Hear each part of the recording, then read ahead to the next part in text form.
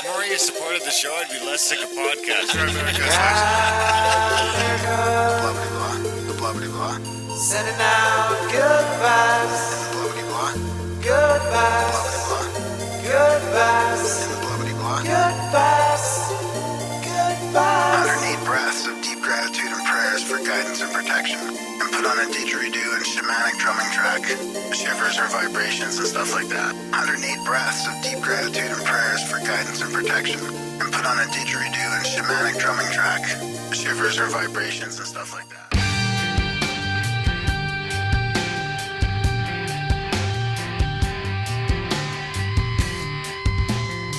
Grimerica.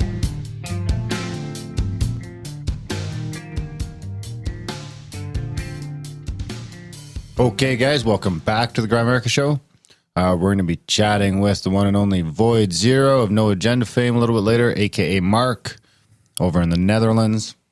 Of course, if you guys don't know, we'll kind of talk a little bit about No Agenda in this intro, kind of give our listeners that. I mean, I think most of our listeners probably have an idea who we're talking to by now. We've been talking to for a couple hundred shows, or about them for a couple hundred shows.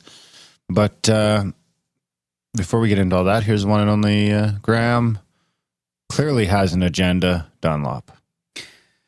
Yeah, I just wanted you to wait. You bring me in so we could discuss the context about this episode together. Okay. And you've already just rolled on with it. So, yeah, no, we mentioned Dude Named Ben and stuff, and that's an ongoing and inside joke in the No Agenda Show podcast. Dude Named Ben. And this is what Dude Mark Named Ben. Void Zero is. Of course, a dude named Ben is what? It's like an IT sysadmin, guy. IT guy. IT guy, yeah. So he helps the No Agenda Show function, does all the background stuff, the server and the self-hosting and everything, and probably a bunch of other stuff too. So that's the context behind it. Is we brought him on to chat about all that, and we get into some other stuff about podcasting and monetization and networks and self-hosting and censorship and all kinds of cool stuff around that. So it's kind of like an inside baseball about podcasting episode. So it's a little bit different than what we normally do. And a lot of a couple stories about No Agenda and John and Adam as well.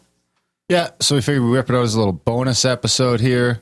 In addition to our regular scheduling, just as especially for our No Agenda crowd, there's a huge faction of our audience that's also a No Agenda audience. I know they'll get a kick out of that. And I'm sure we'll get a few No Agenda nights over here to take a listen to Void Zero, hear a bit of him talk as well. And I think we're going to have fucking Adam Curry on here in the next few weeks. That seems to be the rumor anyway. I'll email him tonight, see if we can get him on the next few weeks, and we'll wrap up our little No Agenda cycle. John will like that. Hopefully. We'll snag him while you can. That's right. Drop it like it's hot. Yeah. Before he gets on Rogan. Hot. That's right. Before he goes on Rogan and the universe explodes. Fuck. That would be crazy. Think it'll happen? Yeah, better. It should. Seems like it should at this point. If you spend a few minutes talking about it, if you guys don't know how to fucking... They have two of the biggest podcasts in the world and the best. I mean, Rogan's a little on and off for me, but... I think Rogan's is technically the biggest in the world. Yeah, maybe Alex Jones. I mean? So they should be communicating together. Could be Alex Jones. Could be fucking Alex Jones. Yeah, maybe.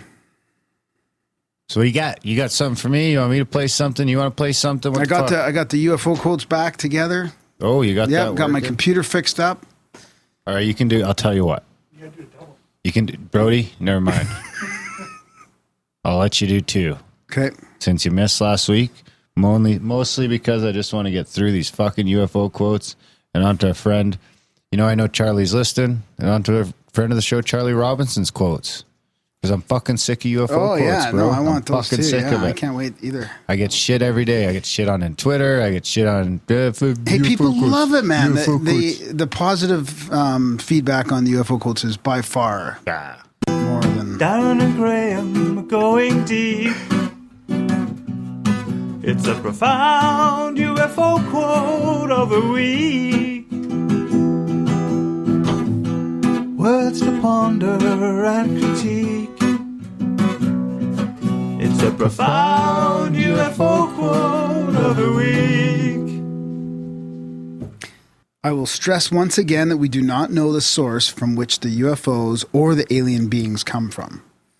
whether or not, for example, they originate in the physical universe as modern astrophysics has described it. But they manifest in the physical world and bring about definable consequences in that domain. And that's John E. Mack, MD, professor of psychiatry, Harvard University, Pulitzer Prize winning author. How can be? I've been saving some of these sort of more generic ones for the end. Have you? You saved the worst for last? Yeah. Not worst. It's just not worse. It's just everybody's heard of Mac and the UFO thing. It's not so, So I got another little one here. That's in concealing the evidence of UFO operations, the Air Force is making a serious mistake. And that's Lieutenant Colonel James McCashin of the U.S. Air Force. James what?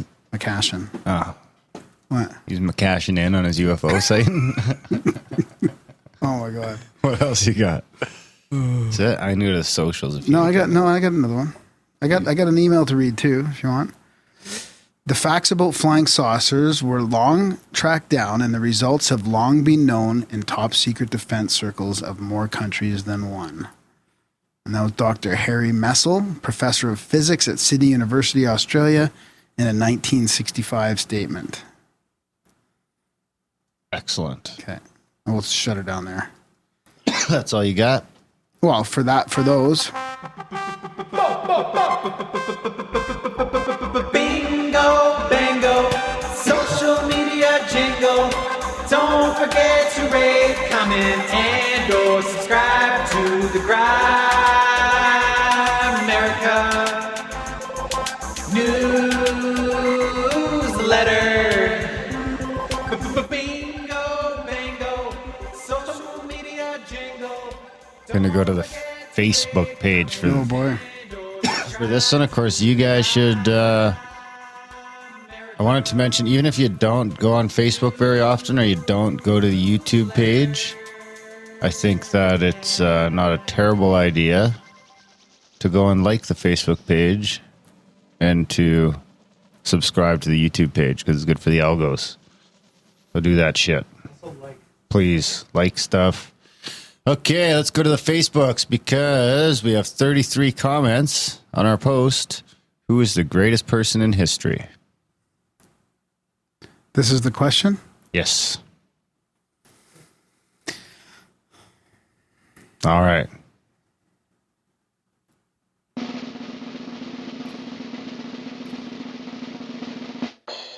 Number 1, Nikola Tesla. Terrence McKenna. No, Nikola Tesla. No? It's not doing it for you? Well, regardless of your opinion of him and whether or not you even think he existed, the answer might be Jesus in terms of influence and persona. With regards to known historical figures, it would be hard to argue against Julius Caesar, jack of all trades and brilliant at all of them, particularly oration and leadership. But who knows? Lots of choices. I might be more apt to pick a great moral leader personally, which Caesar certainly was not. From our buddy Aaron Yoho, Donald Trump. People are going to love that. Stevie Hills, who got engaged on the show. I mean, there's a lot of bug names that have already been mentioned, so I'll throw in a more personal opinion. JFK and Eminem. If you don't know why M is relevant, I can fill you in. There's a lot to it. I think you're going to have to fill us in, Stevie. From Amanda, your mom. That's inappropriate. From Garrett Lee, Jesus changed the world the most, I think. Tesla would be my number 2. Your mom is a good one, too. That's from Garrett. From James Archer, Jeff Lebowski. From Brandy, Joe Shivers. I don't even know who the fuck that is. Dr. Phil. Cyrus also said your mom. That's nice. Lee Smith says Batman. Garrett Littler says DJ Healer or Aldous Huxley. Wasn't Aldous Huxley like a globalist fuck? Cooper says Mary Osmond. Rob Maycroft says Hunter S. Thompson. Stevie McFadden says Peter Griffin. Michael says Jack Parsons, Blake Staniford. As an influence on me personally, BKS Leiniger, the late modern-day prophet, holy man, and pioneer of Hatha Yoga into the West. Bless you, Guruji. Elijah says Mother Teresa. Joshua Howard says number 1, Jesus. Number 2, Confucius. Number 1, number 2. Cool. Sam says Hannibal Barca. Elephants across the Alps. Need I say more? Did someone seriously bring elephants across the Alps? I don't know. I don't think that's possible. If they did, we should have them on the show. Jerry Ablin says Graham Dunlop. Thanks, Jer. Yeah. Joe Roop says Derek Grimes. That's no good. John I think Lamb we've had Lash. enough then, That's eh? all. Now we're getting to the bottom of the barrel. Getting to the bottom of the barrel. Well, the bottom comment. Why would the bottom comment be the bottom of the barrel? It's Just because probably they the least commented popular. on. It's not like Reddit where it's the most thumbs down or the most thumbs You can't up. thumb them up. You can't thumb them up. So I got an email to read here. Ugh. I've been saving it kind of, but this is an appropriate episode for it. It's about headphones that you can wear in the factory. Have you heard about these? Plug phones? Earplug phones? Yeah. Do you know about these? No. Oh, how'd you know? So, hey guys, I'm a new listener, and this is the second episode I've listened to. I haven't even made it through the intro yet, and I heard you guys talking about a guy who could have headphones at work. I have the same rule at my place. I think he means couldn't have headphones at work. I have the same rule at my place of employment, the factory. I've had a handful of factory jobs through the years, and they do tend to be very mundane and soul-sucking.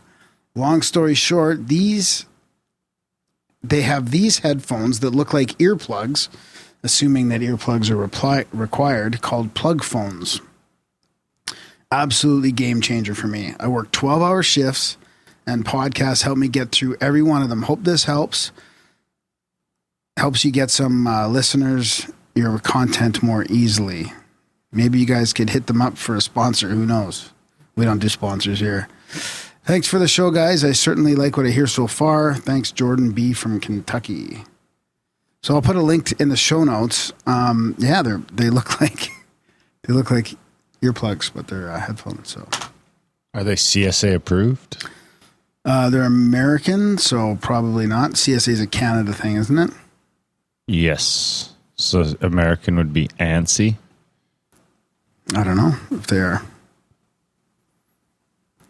Interesting. Yeah, but I'll put put a link in the show notes. Anyway, Yeah. it's a good idea. Fuck yeah. People can listen to the show at work. I'm all over it. Just don't run into anything.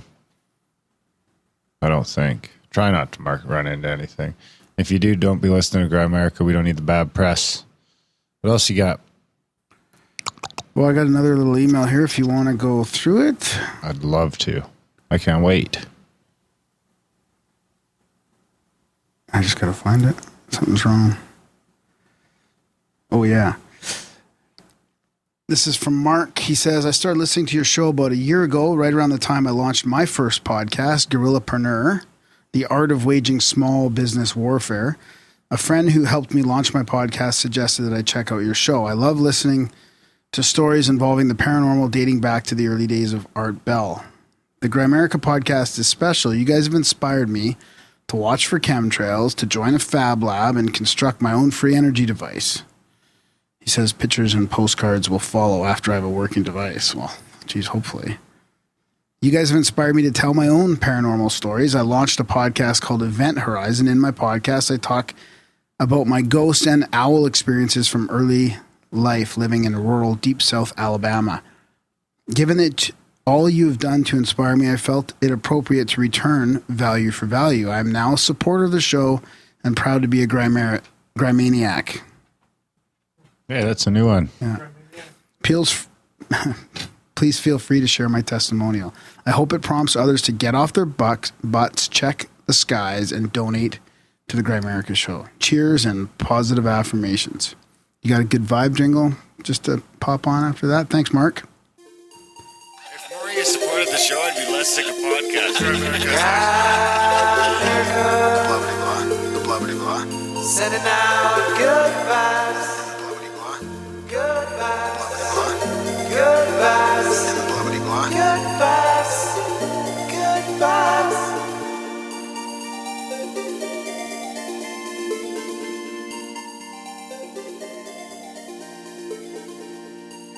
Alrighty. Is that it? That's it, buddy. Like 14 minutes. Yeah, that's Okay. good. We Yeah, didn't it's a talk little about bonus CAC or episode. support or Oh, yeah, we got to nothing. do that. Yeah, we got to do that. So, you want to talk about it now? You want to Yes. go for it? You want to do the spiel? You got it ready? I don't. You do the spiel. Support the show. Grimerica.ca/support. We need support or we can't do the show. Without support, no show. So seriously, head over to grimerica.ca/support today, guys. If you ain't one of the people that do support us already, sign up for a monthly or a yearly or something. Where the fuck did this email Yeah, we go do. now? We don't have any ads. We don't have any sponsors. We do all this based on just listener support. That's how we pay the bills here. So it is very important that people do support us. Otherwise, like this independent media, this free media, this new media wouldn't be able to exist. So we appreciate everything that people do already, and it just helps. We're going to move into another new studio space here soon, and we have some other news coming up. You want to talk about it? Or? News, yeah, we got Contact at the Cabin 2019 with Randall Carlson.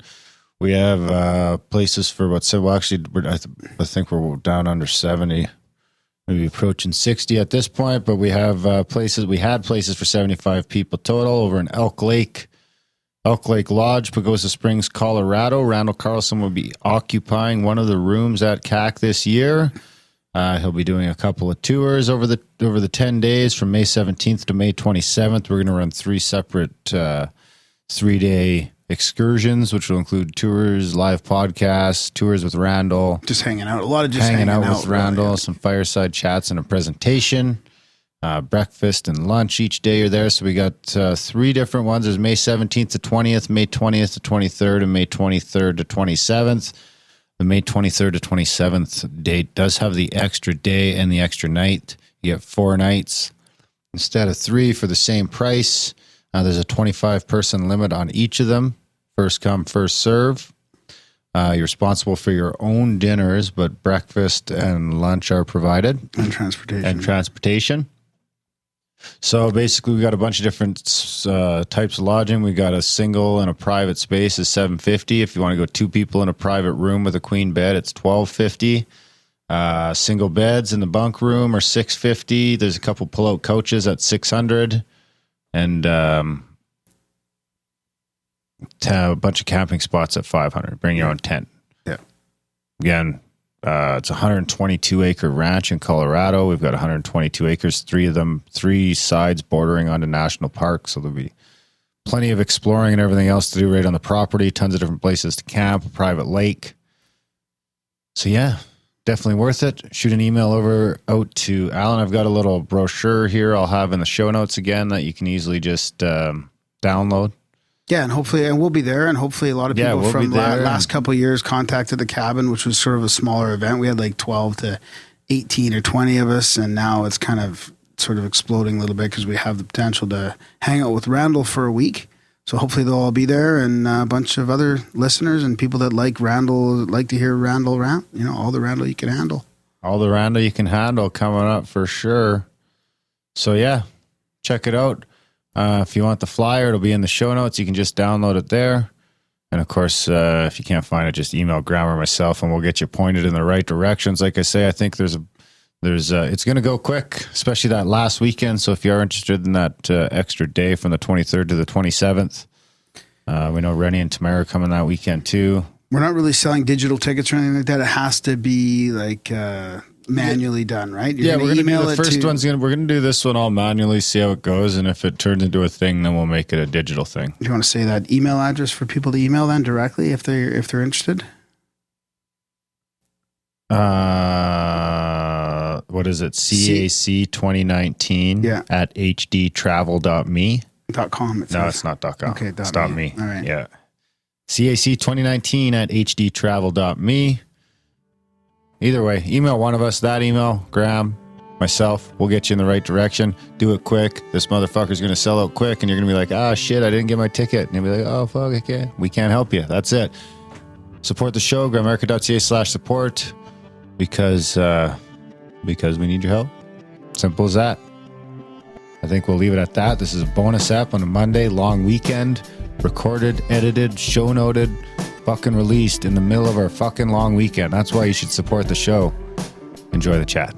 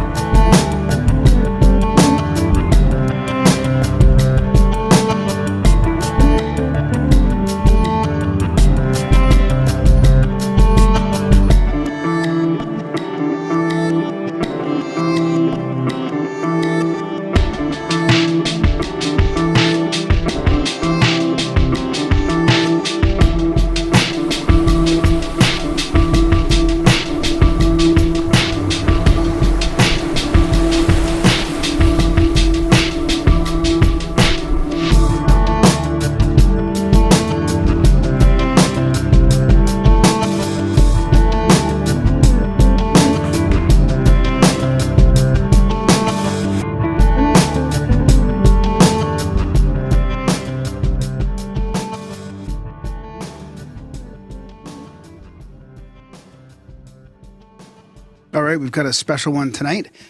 We've got Mark, aka Void Zero. Basically, he's a dude named Ben from No Agenda. He's one of the IT guys, one of the guys that helps the No Agenda show run behind the scenes. So, of course, Darren, you know, being on this side of that side of our podcast, wants to pick his brain. So we thought we'd have Void Zero on for a little chat. So, yeah, welcome to the show. I also wanted, it seemed after we had John on and he didn't give a shout out to Void Zero. I seen him talking on Twitter. I said, hey, well, we'll just have Mark on the show, and then we can pissed off. No, I'm kidding. And then we can get everything out of the way, because I mean, honestly, that's something we've been talking about more and more here in Grimerica as the clampdowns start happening on PayPal and people are getting kicked off of YouTube and all this shit. So I mean, we kind of look up to No Agenda in that, right, in a lot of ways, because we know that they're hosting their own files and all that sort of stuff, and they don't have to worry about Libsyn or, I mean, getting kicked out of iTunes is always going to slow you down, but at least if they can't take your RSS, for not having the right opinion, you know. Yeah, but that's the sad of the truth of it. Yeah. Ultimately, if you're hosting your own audio and infrastructure and stuff like that, even if they can't find you, they can still, or, you know, you can be harder to find, but you're still there. Yeah. Sure. And you know, No Agenda's never done anything with advertising and that sort of stuff. So it's always been, well, mostly word of mouth. And, you know, there's a small presence of Adam and John on Twitter, and the newsletters, of course, I think very important to bringing the message out. But it's always been a total self-hosted thing, and we can get into that. Sure. Before we do get into that, I mean, do you worry that there's, because since only just in the last 6 months, people have been cut off of, you know, PayPal has done things, and we talked to John about the difference between Patreon and PayPal a little bit. YouTube censorship. I mean, even you know, Alex Jones on the iTunes platform. I mean, for somebody like us, that would be disastrous until we get to that sort of like that next level. So, do you worry about that happening to people? My computer. I mean, I don't know. You know, to me, we always knew that a certain section of the internet would want this to happen. I mean, in the beginning, the internet's been this, well, total unregulated place. And to make it work for everyone, the only thing that we had in common was it was a shared network, you know, so shared by all. And the only thing that, globally was shared was DNS, so that everybody could find each other by means of more than just the number, the IP address. So as things, you know, when I came on to the internet, which was I was very young, I was maybe 10 years old or something. So we're talking about 1994 here. Back then, it was just a place where everybody who wanted to use it had very slow speeds, and if you wanted to be online for a long time, you better be prepared to also pay a lot of money, because back then, we used modems, so it was very difficult to bring across a lot of information for a long time. But as the internet grew and people started to get high speeds and free, or how do you say, just a flat service fee, we kind of already knew that stuff like this would start to happen, and it started back in the Napster days. Napster was really the first time that we saw a global censorship attempt, which was, Metallica was very big in that one. I never really, that's funny. No one really looks at Napster like that, as being the first sort of, the first really big name to get taken down or censored was technically Napster. Yeah, I think so. And of course, that was a commercial incentive. People who were making a lot of money on music were afraid that would harm their business model. And I think that what we're seeing right now is that this exactly the same thing is happening to the legacy media. They're just they tried everything. They tried to get you to pay monthly fee to get their news articles. Well, nobody wanted to do that aside from a certain a small group of news junkies and people who are into that sort of thing. But to the general populace, it never really became something popular. So they tried it with other things, clickbait. I think that bubble is mostly over right now. But what they are seeing right now, and what is probably the primary reason for this blatant censorship, is that they are losing money. They are losing their audience.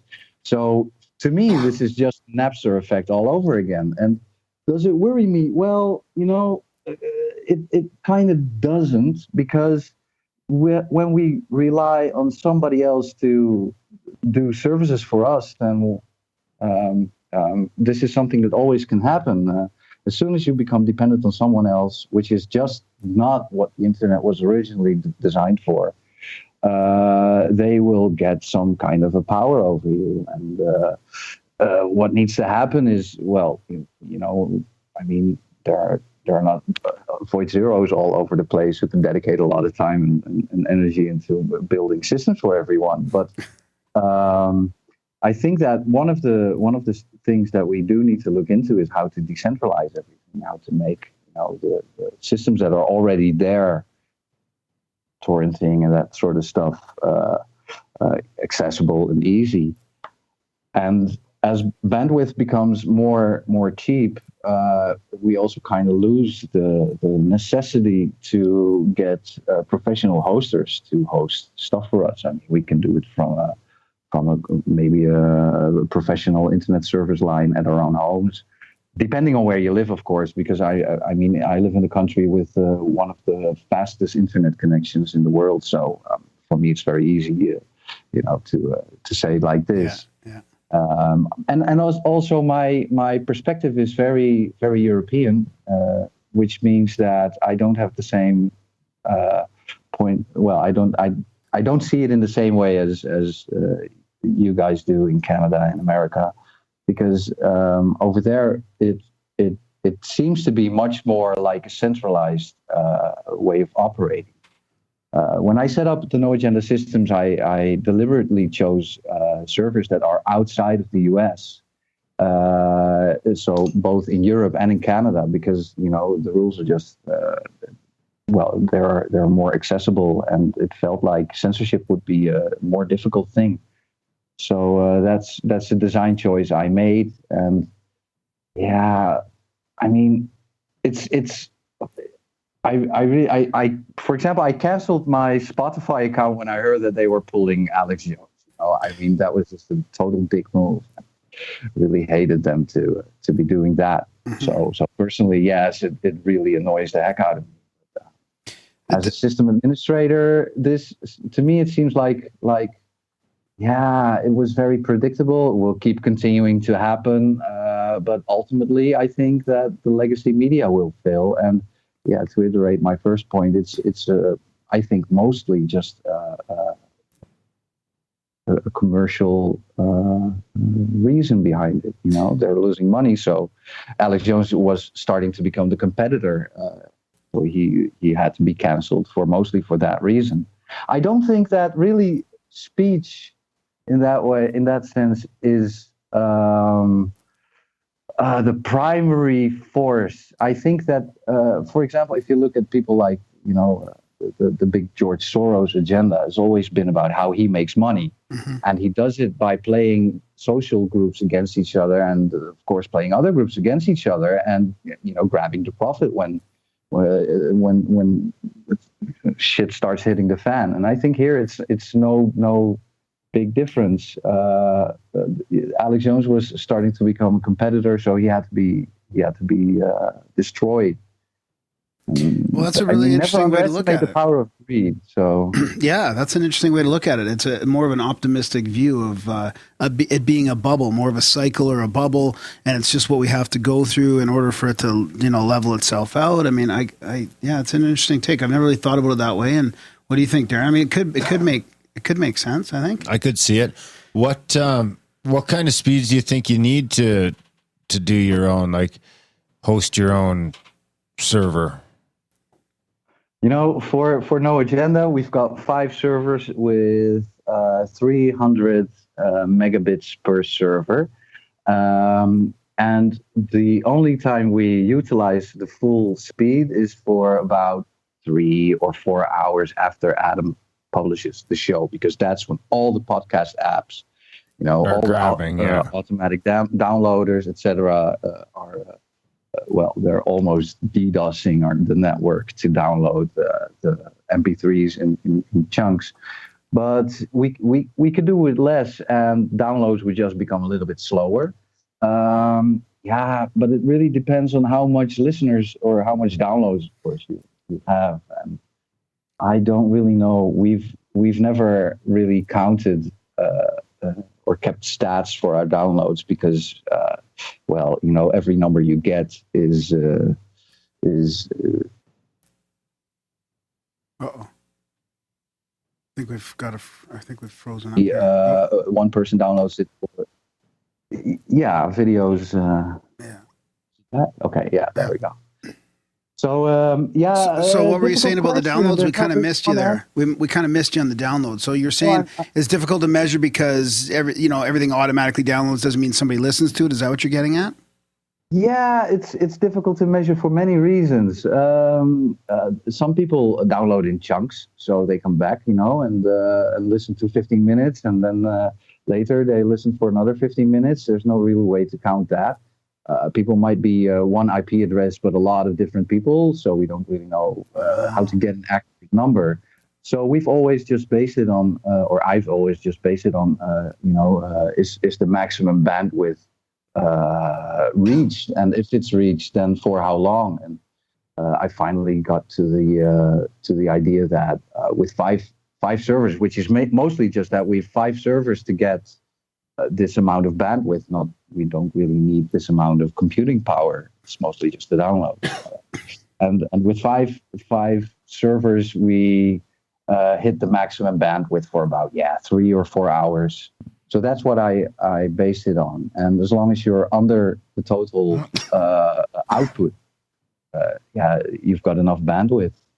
You know, more is always nicer, but and I've talked about this a lot of times with Adam, and his viewpoint was always, well, if somebody, you know, has like 4 megabytes per second or more, then that's just enough, because the show itself doesn't play with that speed, so people don't really need the extremely high speeds, but we also don't want to hog the downloads to very slow numbers. Yeah. I remember before you guys upgraded it was taking forever to download the show for a little while. Oh man, yeah. Well, it took me probably a good 4 years to get where we're now. I started really getting involved at about show 350 or 400, because that's when, I mean, I've always been there. Here I've got a nice anecdote for you, but before Adam and John decided to do the No Agenda podcast. There was actually the idea that I would do a podcast with Adam, but then things. I mean, he was still working for the Dutch radio network Arrow Classic FM back then, and he was kicked out for also speaking the truth. Probably in a way that got many people annoyed because, he also tried to take on some of the big Dutch players. So he was booted from that, and from there he was looking for something else to do. And making a podcast together with me was one of the ideas that he entertained. But of course, then he got into talks with John. John is a much bigger player than I am. So at some point they decided to do the podcast, and Adam asked me, well, hey, can you still help out first with the chat? And then later, Mr. Oil and Gitmo Slave came there back in the beginning, and they, together with Adam, decided to try to make it a 24/7 stream. And from that, the ball started rolling, and I was always there on the background, still kind of, paying attention if things went wrong, or if Gitmo Slave and Mr. Oil needed help, then I was always there to give them a hand and, try to expand on what they were doing. And, it was about show 350 that Adam also wanted to bring the MP3s to the systems that were there then. They were donated by Mr. Oil, Alex. Back then, I think we had 3 servers or something, and I had to research where we could get the best servers and all of that. So that's when I started to move more into helping out with the rest of the hosting. And I think that we did that for a good 100 shows. And, even with the MP3s, the speed was pretty reliable until the infamous iPhone or iOS 6, I think it was released by Apple. And that's when, just within one episode, shit really hit the fan. Was that when the native podcast player started coming standard, undeletable? Yeah, that could well be. It was, the biggest change for me was that the way it downloaded the MP3s really changed, because now it started to download the MP3s in chunks instead of just in one go. So it would always do a request for, hey, send me this portion of the MP3. Okay, now send me that portion. And so the amount of connection attempts, and then, the disconnect, connection attempt, disconnect, really exploded. And I was really happy that Adam was so patient with me while I was trying to solve the problem, because at first, it was just awful. If you reach 1 megabyte per second, then it was a lot. I don't think we in the beginning we even reached that number. It was even lower. So I tried many different setups and systems, and that's when I really felt the pressure of, oh my God, I don't want Adam to take this away from me again. On the other hand, I was just so annoyed. I thought, we just have to get this to work. And that was when I built the first incarnation of the system we currently have, which was, it was hosted pretty nicely. But then at a certain point, I think that the ideas that Gitmo Slave and Mr. Oil had with how they wanted to expand the radio network and how they were trying to monetize the network was getting, it was just diverging from the way Adam saw No Agenda play a role in that. So to keep the two, to keep both safe, but also to get No Agenda under its own hosting instead of the shared hosting with Mr. Oil and Gitmo Slave. Adam asked me to rebuild this whole network on servers that we would get, like new servers that we would get from the hosting company. dedicated servers. And that's when when I took everything over, or built everything again, but also built the current radio station that we still have, and built the way when Adam uploads the MP3, how it's distributed to the rest of the servers, and he gets a nice email telling him that usually that everything went all right. I also built a fail mechanism in there, but I don't think it's ever triggered. So far so good. And I think your original question was, is that also back then when the downloads became so slow? So yeah, this was a very long yes. It's perfect. It was a perfect answer. No, it's cool. Yeah, it's good to hear the history of all that. And it's important. I mean, it must be fascinating for you to be a part of that too, because it's not just any old podcast. I mean, they really have a special thing, and they are changing a lot of lives. Like, it's very, very important in this day and age. So it must be cool to be a part of that. You know, the stability. Yeah, it is. You know, and it started because I wanted to give them something back, and back then I was still a poor student. By now I'm still poor, but I'm not a student anymore. But nah, just kidding. But so I wanted to give them something back, and there was no money. So I thought, well, hey, I can always donate my time and my experience, and get some new experience along the ride as well. So that was really nice. And the only thing that's always kind of bothered me was that, it was really fun to work with Alex and with Frank, Gitmo Slave, and Alex is Mr. Oil. And it's kind of sad that, the way it all diverged. And back then, Mr. Oil was also in a very bad physical shape. I don't really know how he's doing now, but the way that all went was a little bit sad, because I would have loved to still have them around. Yeah. But sometimes they just go like that. Yeah. Yeah. It's always also very, very understandable that Adam just wanted to keep the no agenda part separate, and the monetization, as it is right now, and just don't mess with a good working exactly thing. I was going to ask you if that's did something happen in there that made Adam realize that you can't monetize a market or a podcast network? I mean, he keeps talking about that, and we've discussed it here amongst ourselves quite a bit on, is there a way to do that, or isn't there regardless of whether you use advertising or not, it does seem to be a difficult thing. Was there something that happened? It's I think John said the same thing, but I've also talked with Adam about this quite a bit.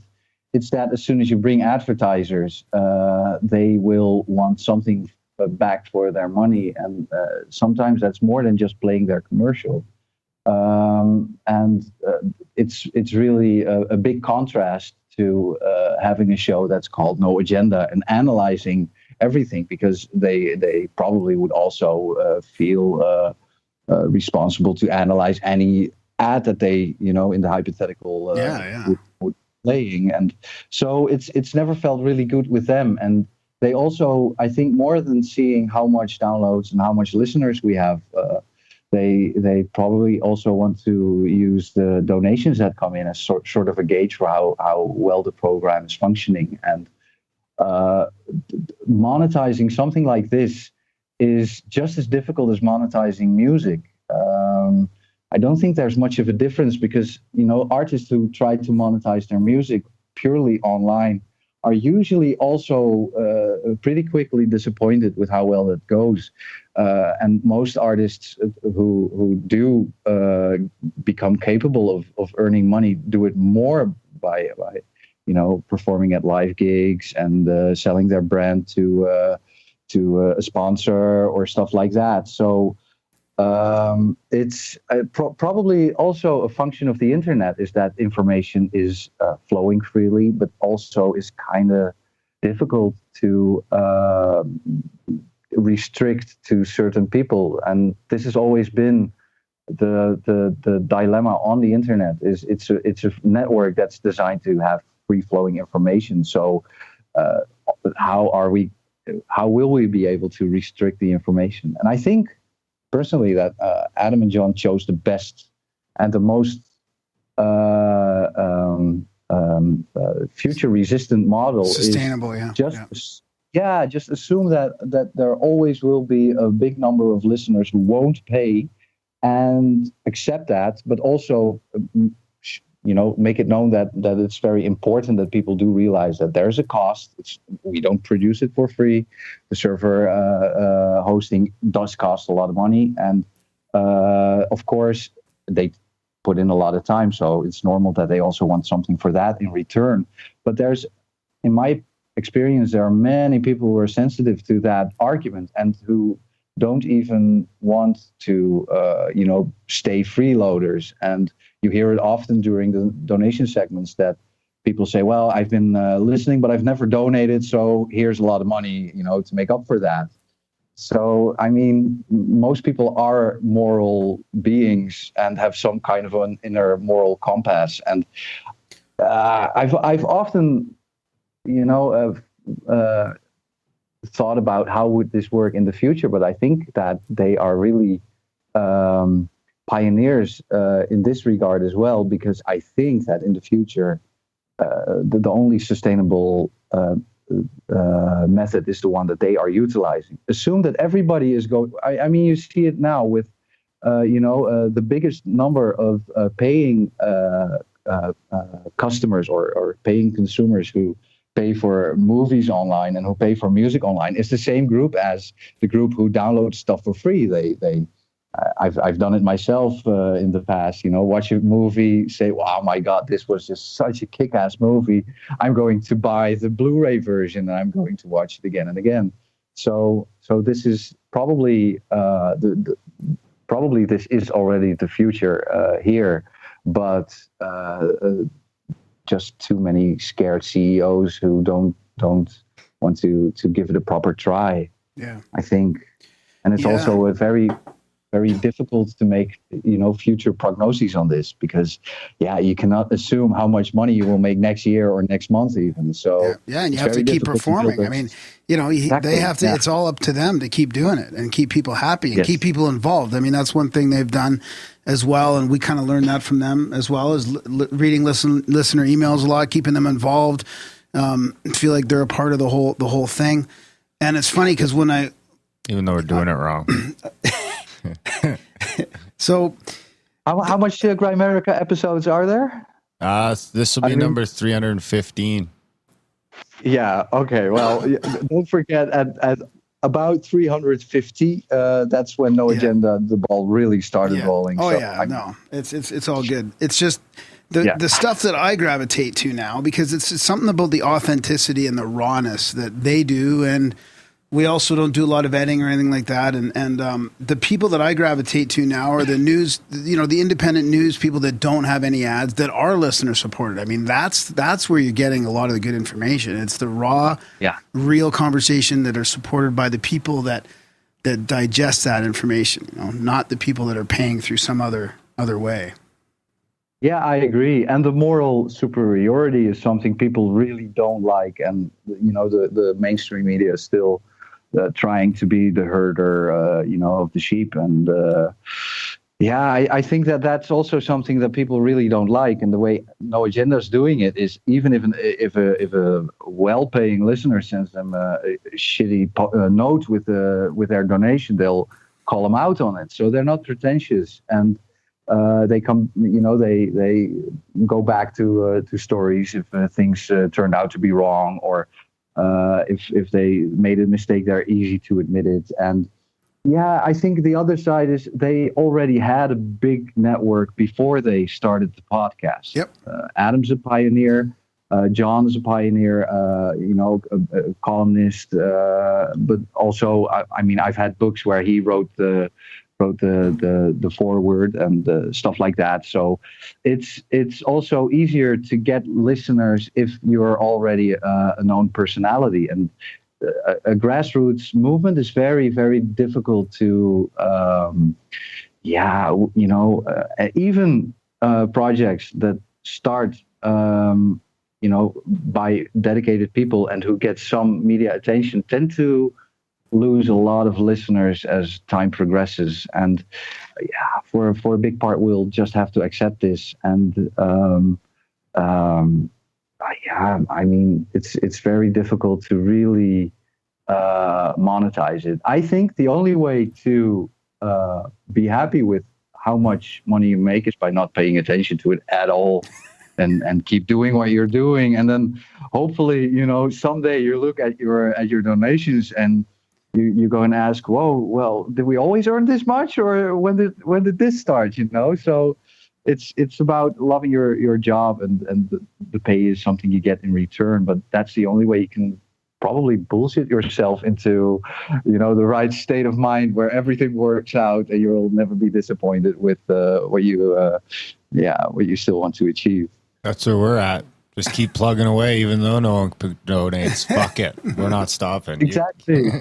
And don't care, and keep doing what you're doing. And because I've also noticed that when we play you guys on the stream, the numbers go up. People stay around. A big help was when Adam started to announce the next show that would be on after No Agenda was finished, and that helped to keep listeners on our network. But even before that, you just see that when people get used to certain programming, they'll stick around and listen. And it's. I mean, podcasting, man, it's so difficult to get a big number of listeners. Even for us, the number. This is my biggest surprise, that the number of live listeners has been pretty much the same for the last eight years, I think. On Thursdays, it's always a lower number. It's between 750 and 1250. And on the Sundays, this is usually between, at 250 listeners, 1,000, 1,500, sometimes a little bit more, especially if a big event happened or if there's a special occasion or stuff like that. 11/11 when people today. We're usually 40 or 50, I think. We're 40 or 50. But that's really good. Like 1,000 live listeners is very, very good for anything like that. Yeah, like if I were to prorate that off what our kind of numbers are and stuff like that to live at that ratio, you guys, I would guess that No Agenda is right in the million listener range. Yeah. Like we figure it's about 1 to 5% is the interactivity or the donation. People that donate, people that write in, people that interact is about 1% on an average end, 5 at a real high end. Like people that tell you to go fuck yourself. Yeah. Well, I think the consistency of the format is also a very, very big reason that people, they know what they can expect. There's the introduction, there's some personal stuff, there's maybe the biggest story that happened this week. Then there are some other things. Then there's the first donation segment, and there's some middle of the hour news. Then there's the big donation segment. Then there's the second half of show, and also inside of those segments, it's always been really consistent. Also thanks to the jingles and all of that stuff. And of course, the birthdays is something very nice, and the way Adam and John interact is also, I think, pretty consistent. Although, if you look at it in a 10-year perspective, then like you guys said, and John wasn't really ready to admit to, they did meet somewhere in the middle, I think. John used to be way more conservative in his views, and Adam, man, sometimes I was assuming that it was broadcasting from a UFO. So, I mean, it was really far out. And of course, I mean, back then, Adam's life was also very turbulent. And he really settled down when he moved to the US. And that's also when the show became more professional. But I think that consistency of the format, consistency of how long the show takes, also plays a big role in the popularity. People know what to expect. They also kind of know at what point in time some segment starts or stops. And it's 3 hours seems to be a very very workable period. They tried longer shows, they tried shorter shows, but eventually they just settled for all of this. And I don't think Adam ever changed the format in the 10 years or the 11 years now that No Agenda has been in broadcasting. It's always been similar to this, especially after they settled on it. So the donation segments, then they had to shorten the donation segments, the birthdays, the nightings, stuff like that. Nighting is also very very helpful because it gives people some incentive to keep donating. Yeah. And so it's kind of a success formula that kind of works for everyone, I think. Yeah, definitely. Yeah, and it's a challenging. Like, I think it's a really good mix of popularity and the format and everything that makes it work. I think it's value for value. Can be a little difficult on the lower end for a lot of people that don't want to do ads and stuff like that. But I wanted to ask if you had any advice for people that want to set up their own infrastructure, but now that you've been through all this, there's a bunch of podcasts out there. There's probably, I know a lot of people that have had their sites taken down. They've had to go that route without proactively developing it. Do you have any advice? If you want to host your own stuff, in my experience, set up your own server, get a dedicated server with a hoster that does not care about your content and does not host your content on their shared servers or shared hosting or stuff like that. So get your own dedicated server.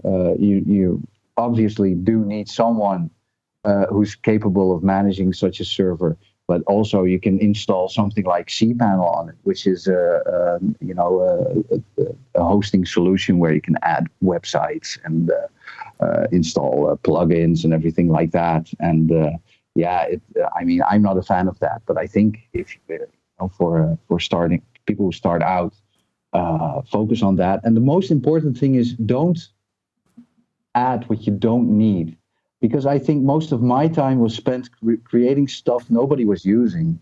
And especially with someone like Mr. Oil, who was very high energy and was very creative and always managed to just get the best out of me and inspire me to create stuff. That's why I really miss that guy.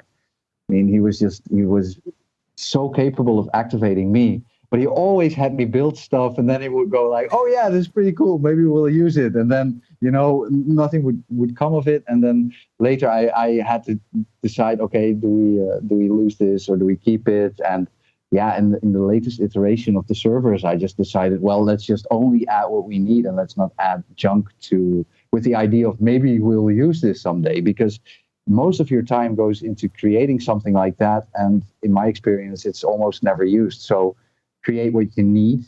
Don't, just the basics. Learn a little bit about how you host your own stuff instead of relying on the third-party hosters. Money. I don't know anything about money. I've always kept myself far away from that because I'm, as a system administrator, it kind of feels like my task to be able to, build the road, but I don't decide who drives on the road, and that's why I've never asked for, never asked to be paid for what I do by John and Adam either, because I always felt like that would make everything a little bit more difficult, and I also didn't enjoy the idea of having them as my boss. So that also played a role in it. I wanted to stay my own boss, so, hey, you're not paying me. So, I can build that, but please wait another week because I'm busy. That's just a lot easier to say if you're not being paid by anyone to do what you're doing. I was going to ask you about money, the crypto, the new crypto stuff, tip jars, micropayments. Like, are we going to see, from an IT side, are we going to see an influx of that to help us people like independent podcasters and businessmen online? I kind of guess that a little bit of that will grow, but everything right now feels like a niche because the market is just so filled up with everything. And you've got Patreon, which, by the way, also I like John. I really don't like Patreon for what they're doing. I think that they take a big chunk of the payments, but also it's too easy to circumvent. So if you offer stuff on Patreon, what I've seen often is that people offer YouTube videos on Patreon. So you can find a content creator, download all of their YouTube videos when you subscribe for 1 month. and then cancel your subscription again. And that's just a way to circumvent the monthly payment system. So it just doesn't work, in my opinion. Also, the micropayment services it all feels a little bit like not there yet. And in my opinion, the biggest way to just the thing that will grow most will be cryptocurrency one way or another. We will see Bitcoin, and people are currently waiting for it to explode again. But yeah, that's one way to look at it. But in my opinion, also, the price of one Bitcoin is very high right now. It is very usable right now. It's got relative anonymity. If you want real anonymity, I think Monero's the way to go. I think that one will really explode later on. And all of the systems that work with building platforms on top of it, I don't really see those getting big. But me, I'm kind of like John in that perspective. I'm really conservative about it. And back in the day, John assumed that nobody would ever use a mouse. I'm kind of like him. I mean, it's probably not the best perspective, but it's a conservative approach to new things. And so I guess maybe some of those. I mean, the systems work, of course, and you can use many different systems and facilitate all of your users. But cash is king. Bitcoin is king in the crypto world. And for now, if you're not pioneering anything, then those two things are the way to go. And for the rest, I don't feel it yet. You mentioned that you don't have the servers inside the U.S., that you felt like they were safer in Canada or the Europe. I'm actually interested in that because we're server shopping right now. We had some issues with DreamHost there a couple weeks ago, and we were down for a couple of days, and they were kind of tough to deal with. And that really sucks. That part, dealing with the help desks is always a pain in the ass. It's the same with our hoster. I mean, I feel very lucky that I got in contact with one of the bigger ups in the Canadian data center on Twitter. So I was able to directly contact him to help me out with stuff, and he knew that I really knew what I was talking about. So it wouldn't be I wouldn't bore him with stupid nonsensical feature requests or whatever. But for hosters, I've settled on OVH, OVH.ie, which is the Ireland branch office of OVH. With them, OVH is just they grew into a very big player. They have a lot of dubious websites on there. It's a network that's been infamous for the amount of bad actors that also use it, or hacked servers that are being used by hackers and stuff to do all kinds of bad things. And if I add a mail server on OVH, then most of the internet don't accept those emails for the longest time because it's just such, a dubious network. But this is now changing. I think they are really professionalizing what they're doing, and they're really affordable. So get one of the cheaper dedicated servers with them. You get 300 megabits a second. So that's, at least that's. I mean, yeah, it depends on what you compare it with. If you compare it with the Dutch, then 4 people can hog your line because the Dutch have really fast internet access at home. But they're great. I think it's a good idea to get hosters in Europe because the freedom of speech thing kind of works differently here for now. Never know what those. I'm more interested in that sort of aspect of it. What is it specifically that makes you shy away from the States? Is it the Patriot Act? Back then, I think that was, I think Patriot Act was one of the reasons. Also, am a non-US citizen, so if I connect to the United States servers, then back then I was a little bit more paranoid than I'm right now. But I thought, well, don't want to attract. Don't you get fucking droned? Yeah, exactly. Don't want to attract unwanted attention on myself, and I don't know how. Nobody knows how spy, networks operate and how they kind of fish for your data. But I mean, back then, No Agenda felt more controversial than it does right now. So I was also a little bit more inclined to shy away from unwanted attention and stuff like that. I thought to myself, I mean, it's become better since I quit smoking pot, because back then I used to be 10 times as paranoid about this stuff, I mean, I got older and I got a kid now, so I need to be responsible and all that shit.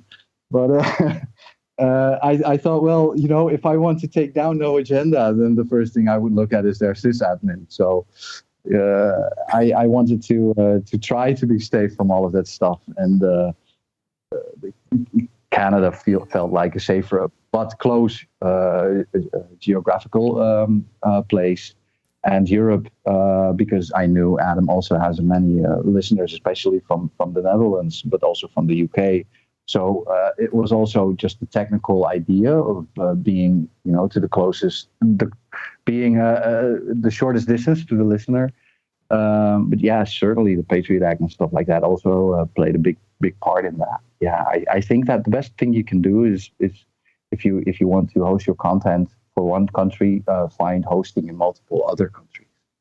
Because if one goes down, and the rest is still up, and you can kind of move back and forth and jump from the guys who want to take it down. Yeah, retreat but yeah, I think also what made my perspective change is just the idea. I did grow more aware of this all being a financial, a capitalist motivation behind it. They want to make money. Press is losing money, so they are attacking other sources of news because they want to be the only one in control, and I think that is the major reason for all of this. It's more so than stuff like the Patriot Act, and my stance has also changed on that because I think that, well, I mean, Europe's also under pressure right now from immigration and whatnot. So I actually became more open to the surveillance and that sort of stuff. And I've never done anything but help No Agenda with their show. So, why, if I'm just sober, then why would anyone attack this poor guy? And, yeah, that wouldn't make any sense. But did you go into school for IT, and have you always been a dude named Ben kind of thing? Yeah, I've always been a dude named Ben. When I was 10 years old and on my Windows machine, Windows 3.11 back then, and then I went into a bookshop and I discovered that there was such a thing as Linux, and was really curious and started to play around with that. And yeah, that's when my fondness of computers really started growing, being able to connect computers, also being able to use, the system that is not the most popular system always attracted me.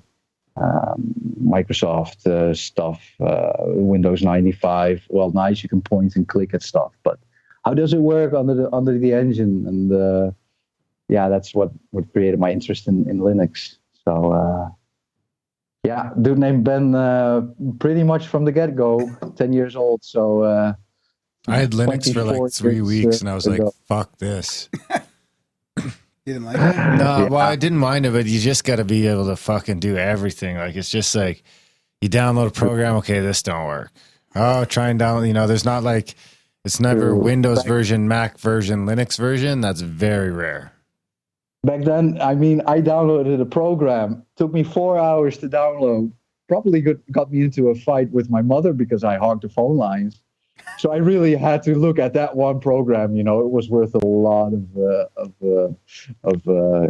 money and attention. So that also was a big help. Right now, you can download something, try it out. Fuck it, next one. But back then, you had to use the one thing you had, and different time back then, Fast times. However, slow times. I can say it's worth it, especially if you want to look at the whole hosting thing, because you do need something that actually works. And yeah, well, what's better than using an open source operating system, and it even comes with free manuals and readmes and all of that stuff. So the only real thing you have to do is just read the documentation. I mean, we're guys, so we usually do read documentation all the time. Total sexist remark, but hey, it's coming from experience, man. So screw it. Yeah. So before we start to wrap it up and let you get off to bed there over in the Netherlands, do you have any other no agenda insights you can give us? No agenda insights. Yeah, well, maybe. I've seen many people join us and leave because they had an idea for the show. Then they wanted to create something. And often we got the complaint that the feedback they got from us was a little bit lacking, maybe. So for those people, I just want to explain that we are really, really appreciative of everything people make to help the show. But similar to how I'm doing it, you have to do it because you like it. You cannot do it and hope or expect to get appreciation or feedback, because, for example, I've built so many things, and I've talked with Adam, and it was like a 2-minute conversation, and then we hung up, and I was like, oh, okay, well, I expected a little bit more. And along the way, I started to learn that this is just how they work. I mean, Adam's a pilot, so he has the pilot personality. He's in a place, he's there for a short while, and then he flows to something else. And it works the same with his attention. It is not indicative of how he feels about things. I mean, the same with me. We had short conversations, and in the beginning, I was like, "Well, hey, do you even appreciate what I'm doing, or am I doing this more for myself?" And I realized, well, it's a bit of both. If I want this to work, then I have to keep on doing it and not wait for appreciation or whatever. However, there's always a place for you. I think it's Phoneboy. Special shout out to Phoneboy, who's also been a long listener of the show and very dedicated. And he's built this no agenda quote Twitter feed. He just posts out funny quotes from the show or interesting quotes. Oh, is that Phoneboy? Yeah. I haven't talked to him since I lost my NA social login info. Yeah. I can't remember it. I tried like 3 times. He's a great I just guy. fucking gave up.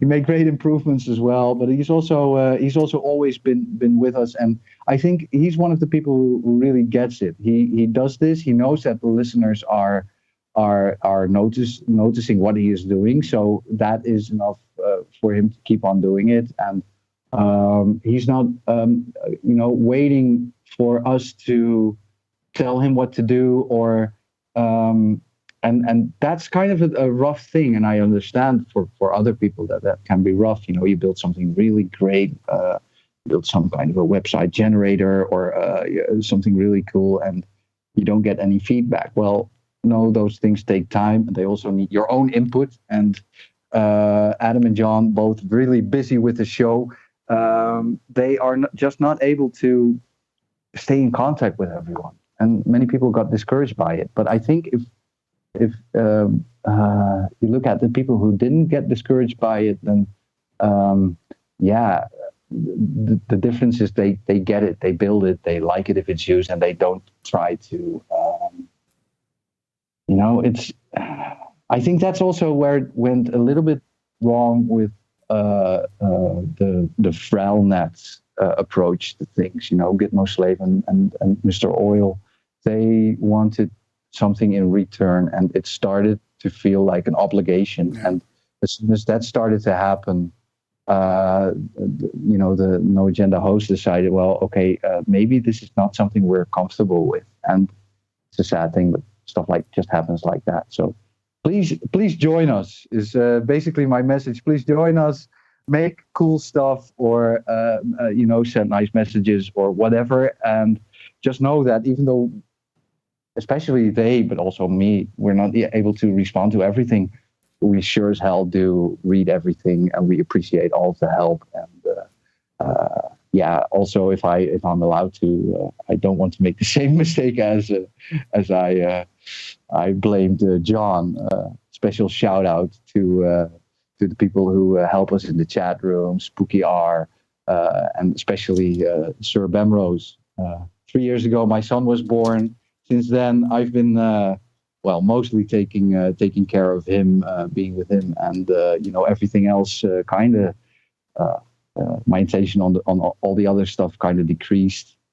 I'm the stay-at-home dad here as well, and so he's been just a rock. He's managed the stream, keeping every show up to date, adding new shows, figuring out how the stream code works, all of that stuff. So really thankful to Sir Bemrose for helping us out. And, I'm pretty sure we have him to thank for being on the stream, so we're pretty thankful to him as well. Yes, correct. Yeah, he came up with the idea, so that's for sure. Yeah. Yeah, that's a great thing to say. It's a lot of people in the background, working their magic to keep everything going smoothly. And Adam and Jan. They have a lot of. I mean, imagine the amount of emails and the correspondence and the research and it's not like they have a front office full of people to take care of it all. I mean, I can imagine because we're at a very minute level to them, and it's still a lot of work for us. So I can't imagine the amount that they put in. So. Yeah, it's good that people realize that and not take anything personally. Just Yeah. Exactly. And there's also, they're as professionals, they also feel that as soon as people make something that does become popular, then there also comes the risk of being put under pressure to continue using it, or people who try to change the direction of how things are going. And No Agenda really is truly independent of everything else, and they're even independent of me. I mean, I've worked like that since the beginning. The show is the show. I've never told Adam that he should talk about things in a certain way, and because I know if I want them to do that, then it just won't work and will create tension between us. So. The show's its own thing. It's very special, and I think that that's they're keeping it safe from all of the influences. Yeah. So can go on and on about it because I really appreciate those guys and how they're Yeah, that's our favorite podcast. Well, mine anyway. I don't know about Graham. Graham bounces around like a fucking ping pong ball. Well, it's No Agenda, Grimerica, Nick the Rat, and that show is also just hilarious. Yeah. And Rhino the Bearded, he also has a unique selling point in his Creative Commons music. I mean, that guy plays the best tracks, and all of those people who make those tracks are just okay with us playing it. No, that's awesome. So those guys, they also make great shows. You make a great show, and we're really happy to have this unique melange of shows on our stream. Yeah, thanks. Yeah. That's good. Yeah, we're happy to be there. This will be a nice little episode. Big shout out to all the No Agenda fans. So I'm sure tuned in to listen to this episode and John's, and I'm sure they'll come back to listen to Adam's. And then they'll probably leave and never come back, but that's okay. Leave a couple bucks on the way out. Leave a couple bucks by the door. Yeah. And big thanks for staying up late and coming on the show, Mark. We really appreciate it. Pleasure. Absolutely. Thank you for having me. It's been fun. Yeah, thanks for being an integral part of the best podcast in the universe. Really, I mean, it's my pleasure, changed guys. so many lives for the There's better. no shame in being second best to to the tripod that is No Agenda up there. We appreciate what you guys do on a bi-weekly basis. Absolutely. Our pleasure. All right, thanks, And man. let's hope it will go on for a long time. Yeah, when you guys get to 2,000, when you guys get to like 1,800, we'll just be creeping up on. Yeah. Oh no, you guys do 2 a week. Nah, that just got too complicated. Never mind. Forget it. Let's work on getting to 350. Yeah. Right on, Mark. All right.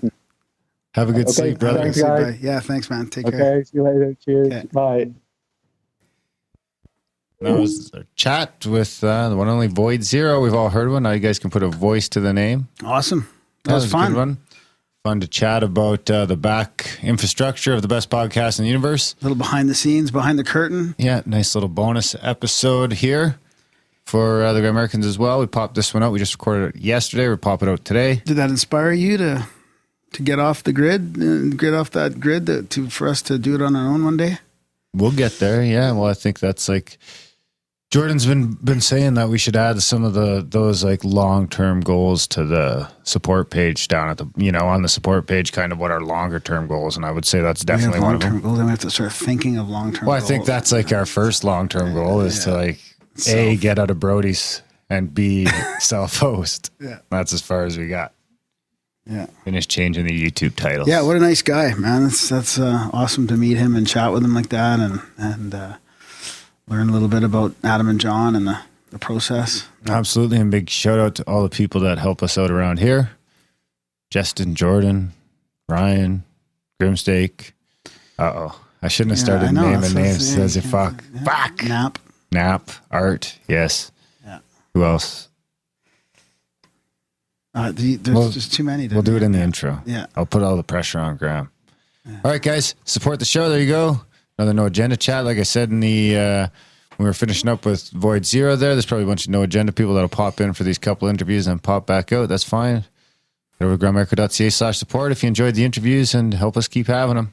Yeah, ad-free, commercial-free. We can just talk to whoever we want. We just decide to talk to Void Zero because why not? Like Scott Adams says, support the show because we're not right fucking losers. That's it. And it helps. You're a loser. What? How dare you? All right, guys. Thanks for listening. See you next week.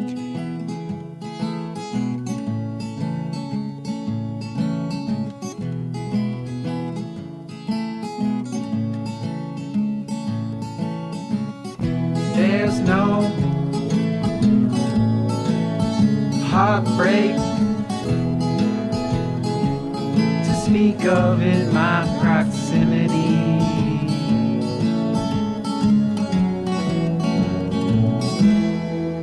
But when I factor in the wider world, my outlook is painted in misery.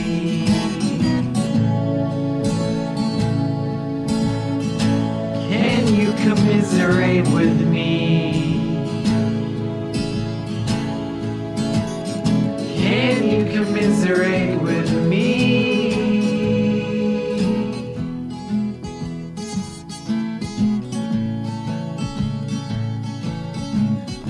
Let me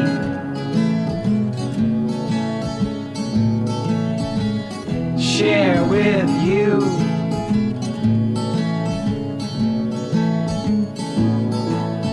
my dream.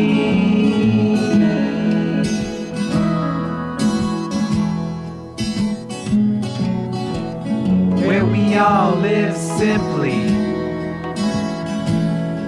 so that others may simply live. And we wake the world from this nightmare. Come on, all you millennials, and give it all you got to give.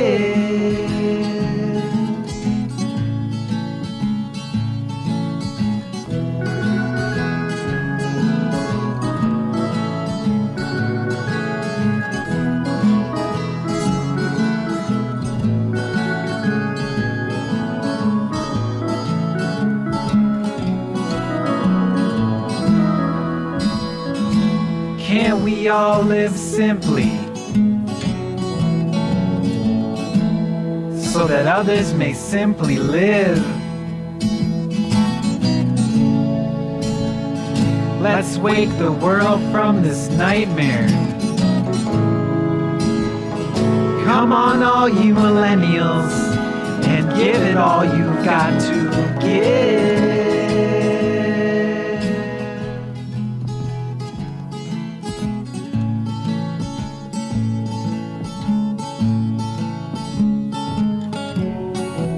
Give it all you got to give.